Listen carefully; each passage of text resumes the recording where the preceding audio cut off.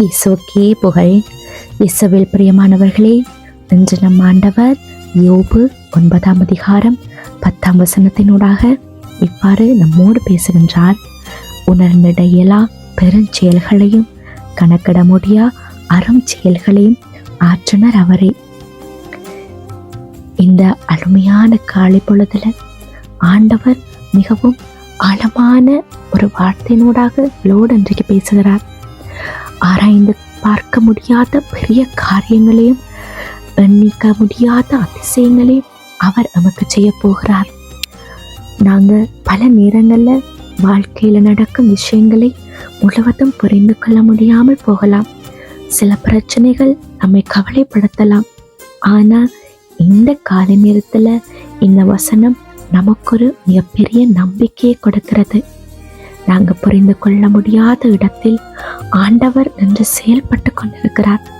நாங்கள் நினைத்து பார்க்க முடியாத இடத்தில் ஆண்டவர் எங்களுக்காக வழி ஆயத்தம் பண்ணி கொண்டிருக்கிறார்.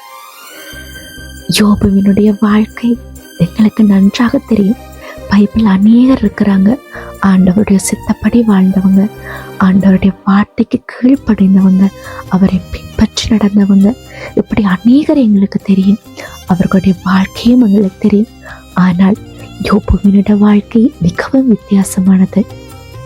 நாங்கள் யோபுவினுடைய வாழ்க்கை வரலாறை படிக்கும்போது எங்களுக்குள்ளாக உணர்வு ஏற்படும்.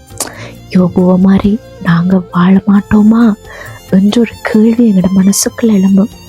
அப்படி ஒரு கேள்வி எங்களோட மனசுக்குள்ள எழும்பிட்டுண்டா நிச்சயமாக ஆண்டவர் உங்களை தொட்டுட்டாருன்னு அர்த்தம். ஏனோ தானோன்று நாங்கள் வாழ்க்கையை வாழாம ஆண்டவருக்கு ஏற்றபடியாக வாழணும் என்ற ஒரு சிந்தனை எங்களுக்குள்ள வந்துட்டனாலே ஆண்டவருக்குள்ளாக நாங்கள் பயணிக்கிறோம் என்றதான் அர்த்தம்.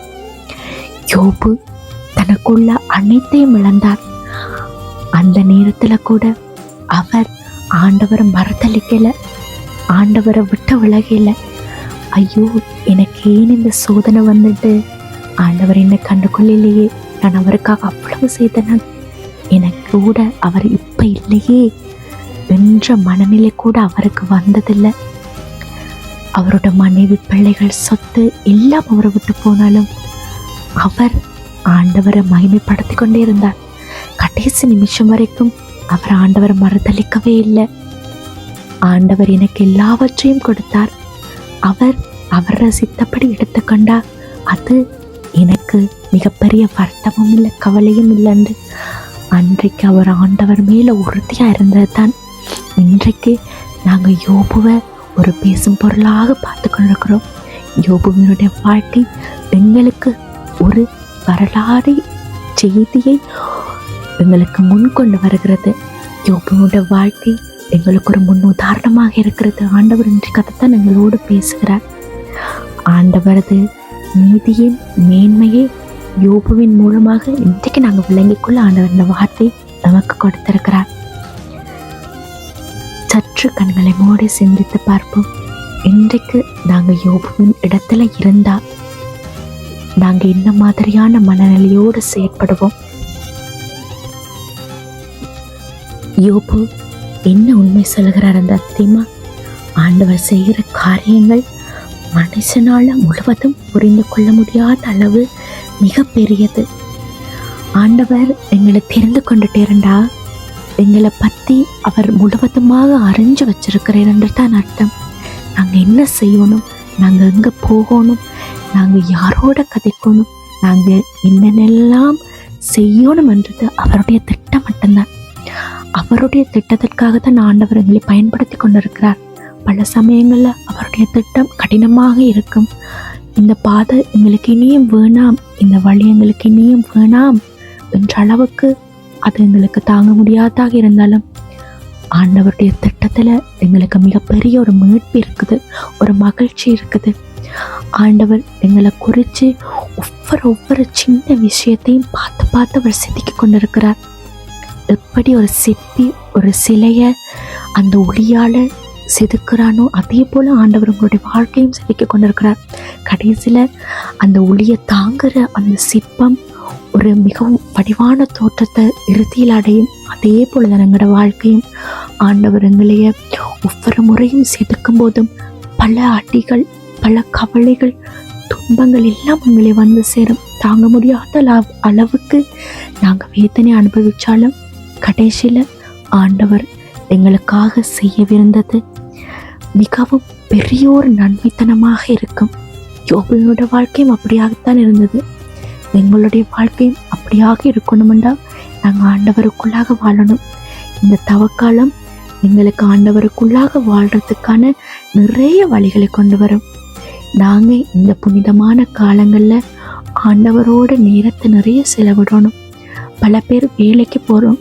நீங்கள் உங்களோட சொந்த வேலைகள் எல்லாத்துக்கும் நாங்கள் நேரத்தை ஒதுக்குறோம். ஆனால் ஆண்டவரோடு இருக்கிறதுக்கு 1 மணி நேரம் கூட எங்களால் ஒதுக்க முடியாத ஒரு நவீன சூழ்நிலையில் நாங்கள் இருக்கிறோம்.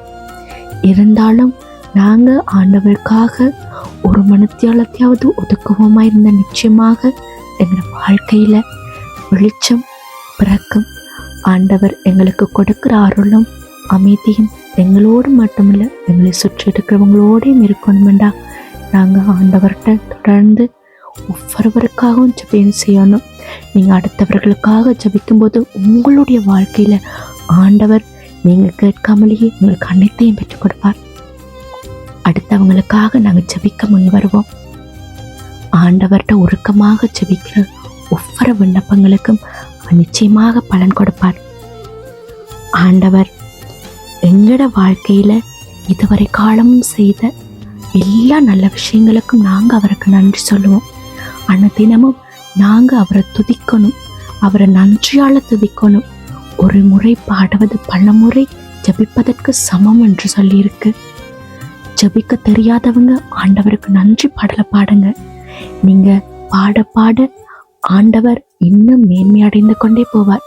உங்களுடைய வாழ்க்கை நல்ல ஆண்டவர் கிறிஸ்துவுக்குள்ளாக வாழ்கிற ஒரு பிள்ளையாக நீங்கள் வாழணுமெண்டா ஆண்டவருடைய வார்த்தையை வாசிங்க, தியானிங்க, ஜெபம் செய்யுங்க, மற்றவர்களோடு பகிருங்க. ஆண்டவர் உங்களையும் உங்கள் குடும்பங்களையும் நிறைவாக ஆசிர்வதிப்பார். நம்பிக்கையை மட்டும் கைவிடாதீங்க. ஏனென்றால் எண்ணிக்க முடியாத அதிசயங்களையும் செய்யும் ஆண்டவர் உங்களுடைய வாழ்க்கையிலும் அதிசயங்களை செய்வார். ஆமேன்.